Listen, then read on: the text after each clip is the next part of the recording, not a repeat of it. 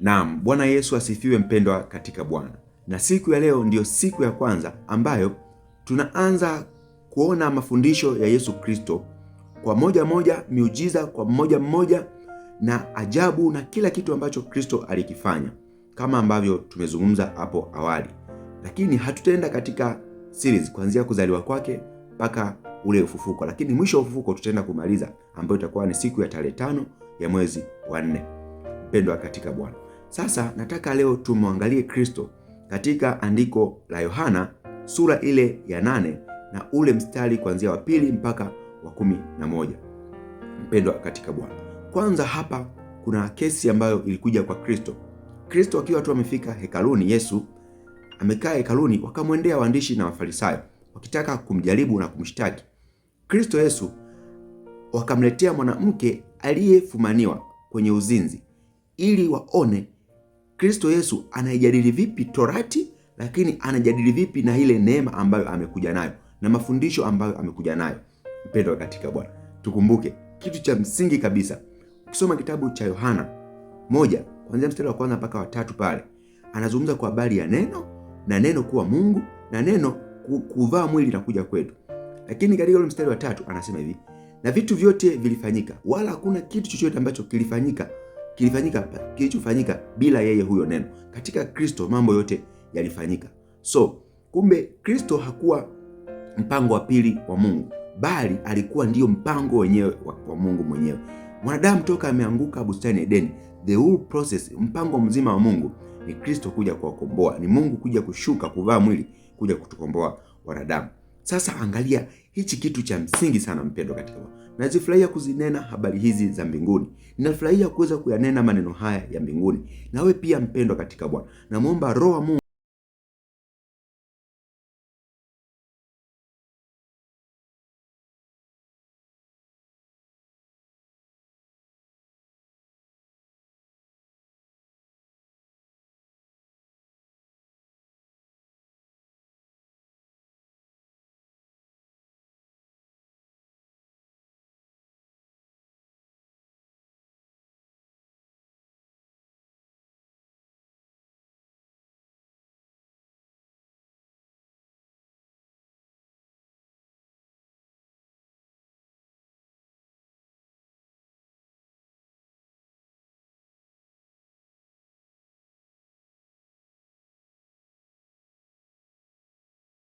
namna hii, nawe wasemaje?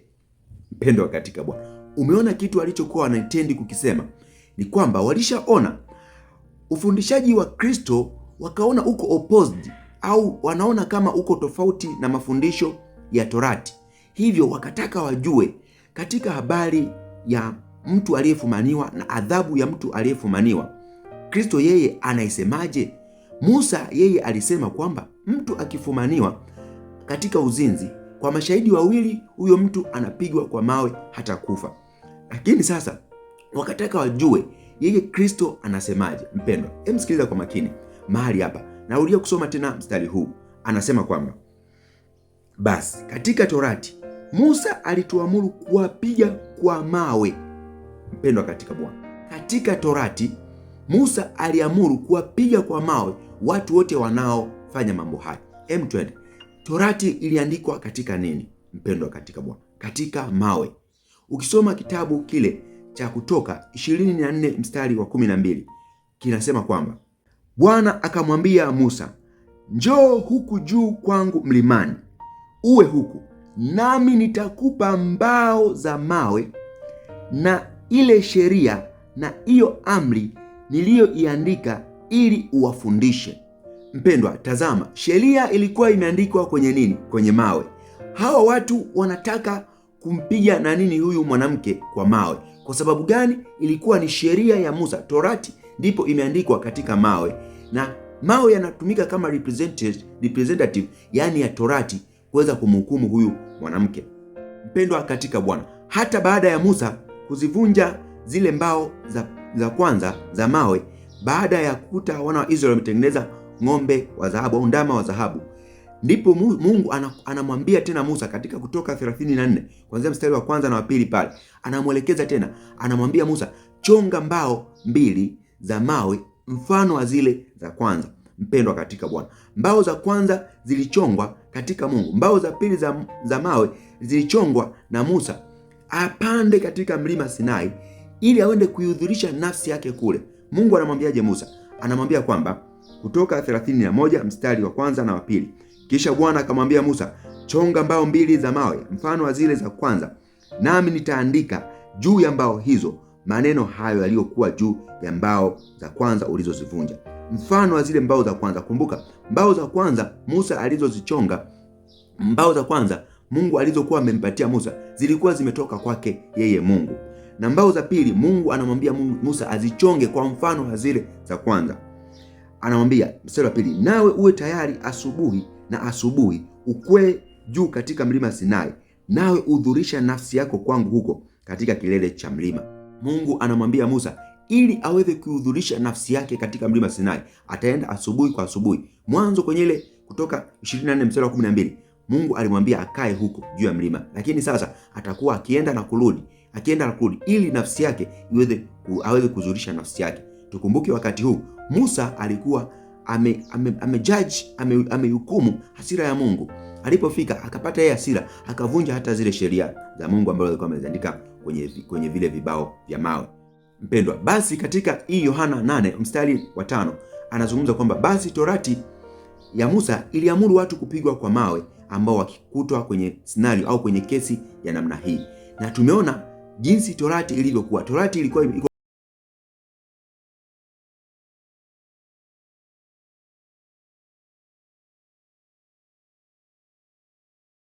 jaribu ili wapate sababu ya kumshtaki, lakini Yesu akainama akaandika kwa kidole chake katika nchi. Mpendwa katika Bwana, hebu tazama neno hili.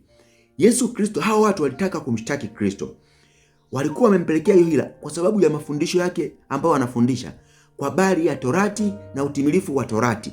Hawakuweza kuelewa, ndipo ikabidi Kristo akainama chini akaandika kwa kidole chake. Mpendwa katika Bwana, sikiliza kwa makini, akaandika kwa kidole chake. Yohana 1 mstari wa 3, vitu vyote vilifanyika pasipo yeye, wala hakuna kitu chochote ambacho kilifanyika. Yesu Kristo anaumba kitu kipya mahali hapa, anatengeneza kitu kipya mahali hapa, anaumba mfumo mpya mahali hapa. Kwa kidole chake akaandika katika ardhi, katika chini, katika mavumbi, akaandika tena kwa kidole chake. Unakumbuka nini? Katika kitabu cha Mwanzo 2 ule mstari wa 7. Mpendwa katika Bwana, ndivyo tulivyoumbwa. Uumbaji wa mwanadamu ulitokea wapi? Mfumo wa mwanadamu ulitokea wapi? Ndipo ulipotokea hapo. Anasemaje? Mwanzo 2 mstari wa 7 anazungumza kwamba Bwana Mungu akamfanya mtu kwa mavumbi ya ardhi, akampulizia puani pumzi ya uhai, mtu akawa nafsi hai. Mpendwa katika Bwana, unaona hichi kitu? Mungu akamfanya mwanadamu kwa mavumbi ya ardhi. Yesu Kristo anachora katika ardhi kwa kidole chake.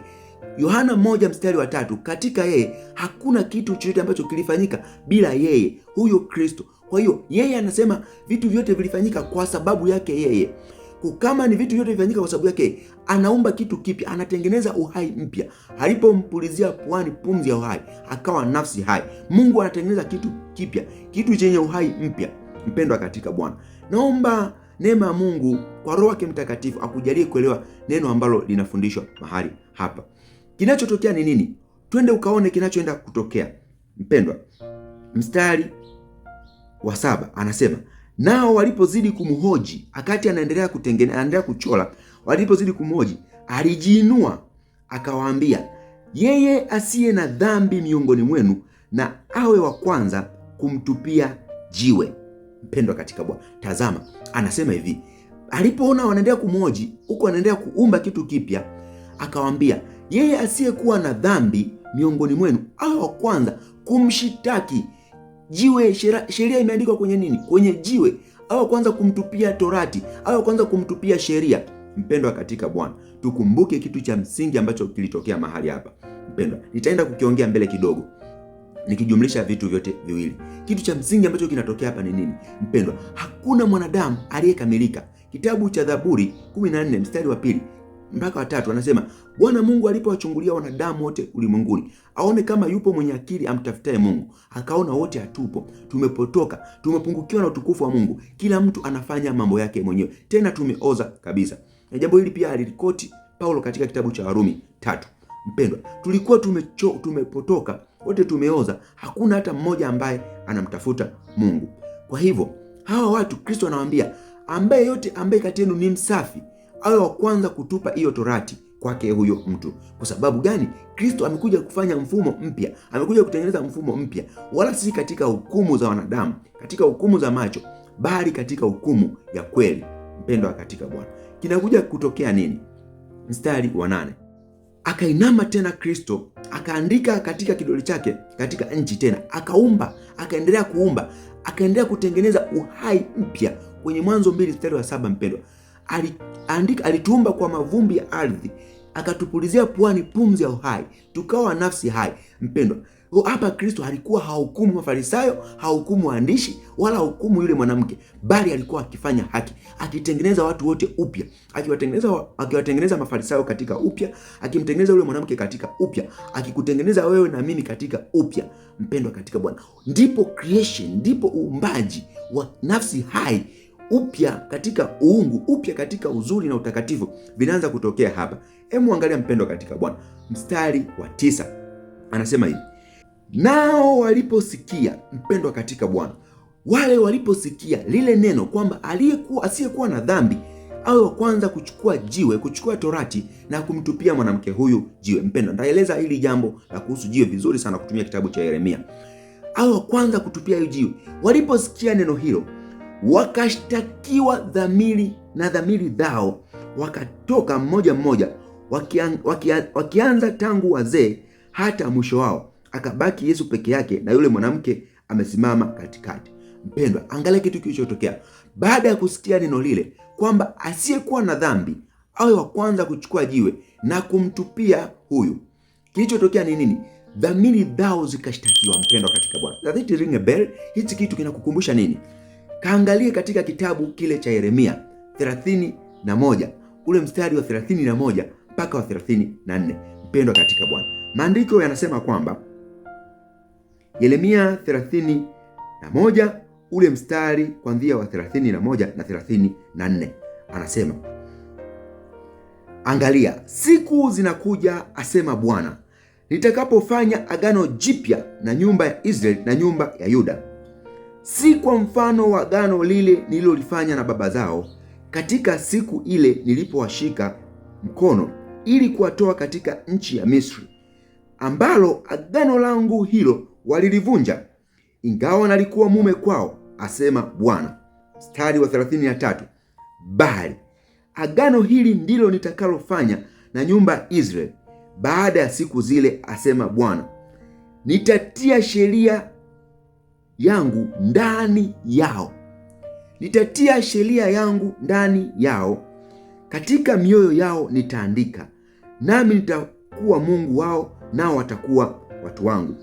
Wala hawatamfundisha kila mtu na jirani yake na kila mtu na ndugu yake, wakisema, mjue Bwana, maana watanijua wote, tangu mtu aliye mdogo miongoni mwao hata aliye mkubwa miongoni mwao, asema Bwana.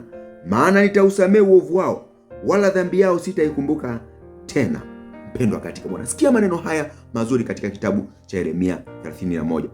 Hapa mstari wa 34 anasema atafanya agano jipya na nyumba ya Israeli na mimi na wewe pia, si katika ile agano la mfumo wa kwanza, bali itakuwa ni agano jipya ambalo atalifanya, ambapo atazitia sheria zake ndani ya moyo wa mtu, ndani ya dhamiri ya mtu. Mpendwa, ndiyo kitu ambacho kilichofanya ndani ya nia ya mtu ikaandikwa sheria, ikaandikwa hiyo sheria. Maana kwa kumwamini Kristo ule utimilifu wote wa Torati unakwenda kutokea. Ndicho kitu ambacho kilifanyika baada ya Yesu Kristo. Alikuwa hukumu wale Mafarisayo waandishi wala yule mwanamke, baada ya hicho kwa nakifanya ni kuumba kitu kipya katika ule mfumo, katika ile system ile ya agano la kwanza, katika ile mfumo ule wa agano la kale, kwa sababu ndiyo kusudi iliyokuwepo. Hakuna kilichobadilika. Kristo hakuwa chaguo la pili la Mungu, bali ilikuwa ndiyo chaguo sahihi la Mungu, ndiyo chaguo kuu la Mungu. Katika vitu vyote Pasipo yeye hakuna kitu kilichofanyika, vitu vyote vilifanyika. Kwa hiyo yeye anaanza kuumba tena kwa kuchora katika ardhi, katika mavumbi ya ardhi, anaumba upya kama ile Mwanzo 2:7 inavyosema. Anaumba, anatuumba sisi katika nafsi upya. Anaandika sasa sheria yake ndani ya mioyo yetu, ndani ya dhamiri zetu. Ndio maana katika ile Yohana 8:9 anasema, nao waliposikia wakashtakiwa na dhamiri zao, wakatoka mmoja mmoja, wakianza tangu wazee hata wa mwisho wao. Mpendwa, unakumbuka kwenye ile Yeremia 31:34 anasema, wala hakuna atakayemfundisha mwenzake kwamba mjue Mungu, bali wote watanijua, tangu mkubwa hata mdogo. Na hapa ni hivyo hivyo, nao tangu wazee hata wa mwisho. Akabaki Yesu na yule mwanamke peke yake. Umeona kitu kilichotokea mahali hapa mpendwa. Sheria ikaandikwa katika dhamiri ya mtu mpendwa. Katika kitabu cha Waebrania 8:10 na Waebrania 10:16 Biblia inasema kwamba, Waebrania 8:10 kwamba, maana hili ndilo agano nitakalo agana na nyumba ya Israeli baada ya siku zile, asema Bwana, nitawapa sheria zangu katika nia zao, na katika mioyo yao nitaziandika, nami nitakuwa Mungu kwao, nao watakuwa watu wangu. Mpendwa katika Bwana, ataziandika sheria katika nia ya mtu, lile kusudi, lile intention analolifanya. Ndio maana kuna mambo mengine ni mazuri kabisa, lakini kwako yanaweza yakawa dhambi. Mpendwa katika Bwana, nguo inaweza ikawa kwako dhambi, chakula kinaweza ikawa kwako dhambi, kwa sababu ya nia ya kukifanya kile kitu, kusudi la kufanya kile kitu, wala si katika sheria ile ya kwanza, bali katika kusudi, intention ya mwanadamu katika kufanya lile jambo. Mpendwa katika Bwana, katika pia Ibrania 10:16 anazungumza jambo la namna hiyo hiyo, akisema kwamba, hili ni agano nitakalo agana nao baada ya siku zile, anena Bwana, nitatia sheria zangu mioyoni mwao, na katika nia zao nitaziandika. Ndipo anenapo, dhambi zao na uasi wao sitaukumbuka tena kabisa. Mpendwa, maneno haya tumeyasoma katika kitabu cha Yeremia ile 31 mstari wa 31 mpaka 34. Mpendwa, ndilo kusudi la Mungu lililokuwepo mahali hapo. Vitu vyote ni halali kwangu, lakini si kila kitu kinachofaa kwangu. Mpendwa, hili jambo ndilo ambalo lilitokea pale. Kristo Yesu anajifunua kwa habari ya kwanza, yeye ndiye aliyeumba vitu vyote. Anaanza kuumba upya kwa kuandika katika ardhi.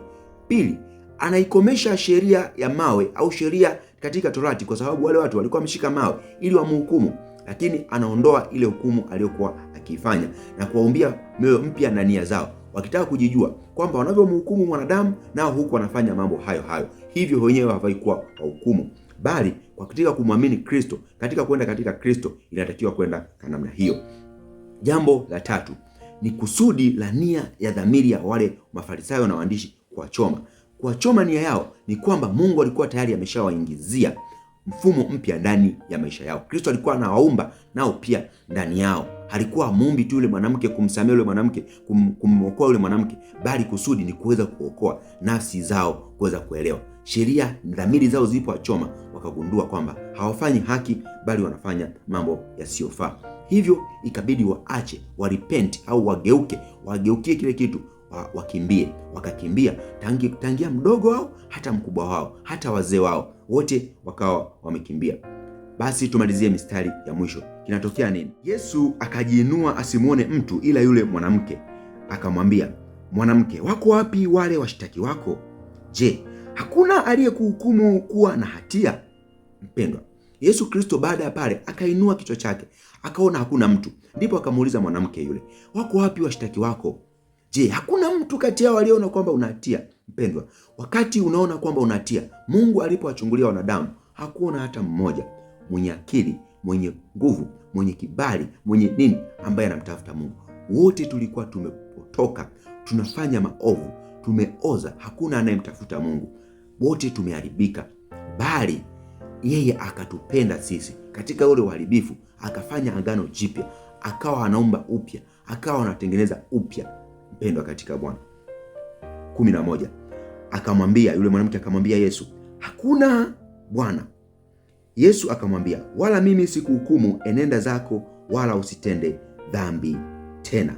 Mpendwa katika Bwana, ndicho kitu ambacho Kristo Yesu alikuja kukifanya, sio kuhukumu ulimwengu bali kuokoa ulimwengu, sio kwa hukumu Mafarisayo bali kuokoa Mafarisayo, sio kwa hukumu waandishi bali kuokoa waandishi, sio kukuhukumu wewe bali kukuokoa wewe. Ndiyo kusudi ambalo Kristo alilijia huku duniani, kuja kutufanyia mambo hayo.